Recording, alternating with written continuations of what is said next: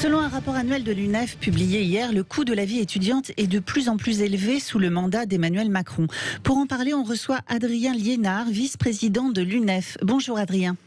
Bonjour. Bonjour Adrien Liénard, merci d'être avec nous ce matin sur Sud Radio. Selon votre syndicat, les étudiants ont perdu 40 € par an d'aide directe de l'État depuis 2017. Ça correspond concrètement à quoi cette baisse? Comment vous en êtes arrivé à ce chiffre finalement?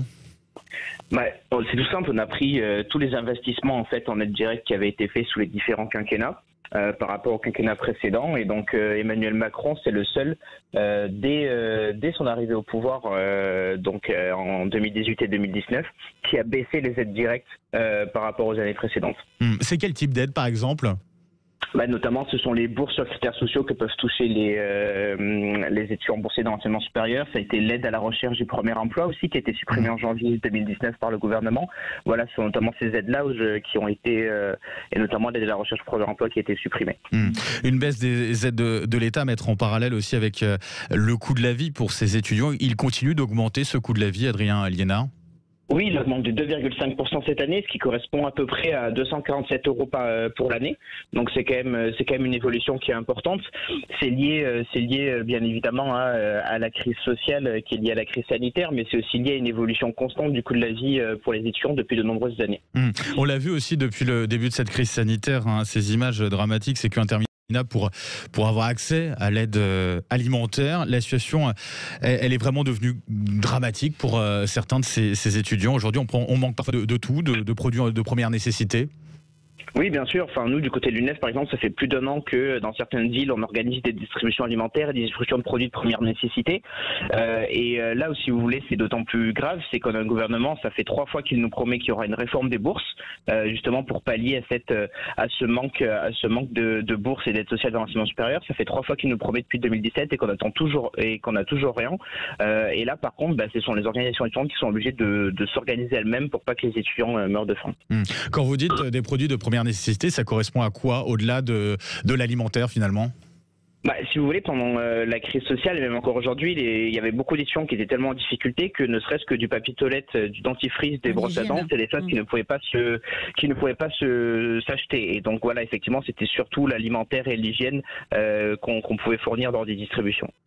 Crise sanitaire, le gouvernement a quand même réagi sur certains points. Gel des frais universitaires, extension des repas à 1 € aux étudiants non boursiers. Ils sont revenus sur cette décision. Je crois que ce sera plus le cas à partir de la rentrée. En tout cas, selon vous, le gouvernement n'a pas été à la hauteur de cette crise du côté des étudiants? Oui, c'est clairement, on l'a vu. On a quand même des distributions alimentaires qui sont obligées d'être organisées. C'est que le système, il est pas du tout assez efficace. Et donc oui, le restaurant universitaire à 1 € pour tous les étudiants, c'était une bonne chose.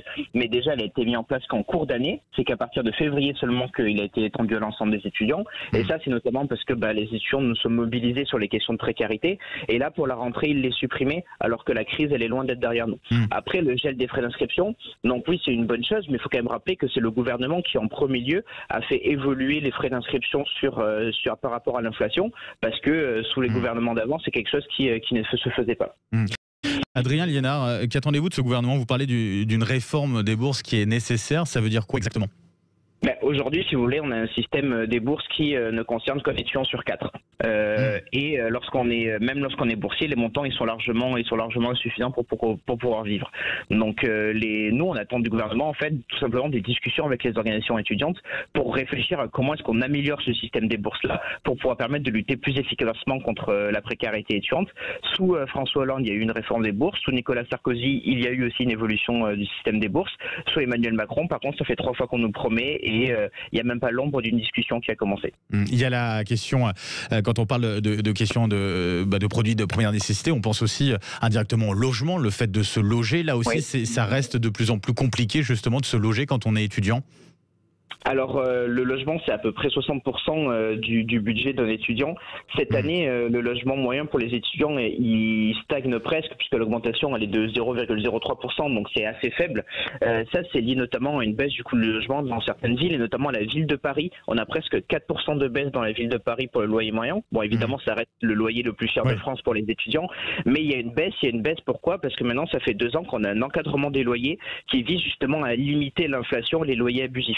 Et donc, donc c'est pour ça que nous, on demande aussi à ce que cet encadrement des loyers soit étendu à l'ensemble des villes universitaires de France, parce que c'est quelque chose qui permet en fait de diminuer le coût des loyers aussi pour les étudiants.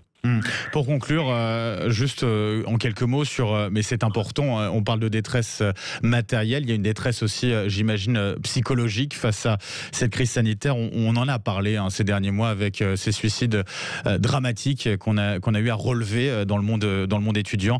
Ça reste un problème majeur qui s'est accentué avec cette crise sanitaire. Oui, qui s'est accentué avec cette crise sanitaire, qui va s'accentuer à la rentrée, parce qu'on a quand même des milliers d'étudiants qui sont toujours sans inscription aussi, notamment qui sont en recherche de master. Donc oui, on a une détresse là-dessus. Et à côté, en France, on a à peu près 80 psychologues à l'université pour l'ensemble des étudiants, pour 2,8 millions d'étudiants. Donc oui, par exemple, nous, de notre côté, on était obligé de créer un partenariat avec une association qui s'appelle Rêve Jeune, justement pour pouvoir offrir des dispositifs donc de consultation psychologique gratuite pour les étudiants qui en ont besoin. Merci beaucoup, Adrien Liénard, vice-président de l'UNEF, d'avoir été avec nous ce matin sur Sud Radio. Merci et bonne beaucoup. journée à vous.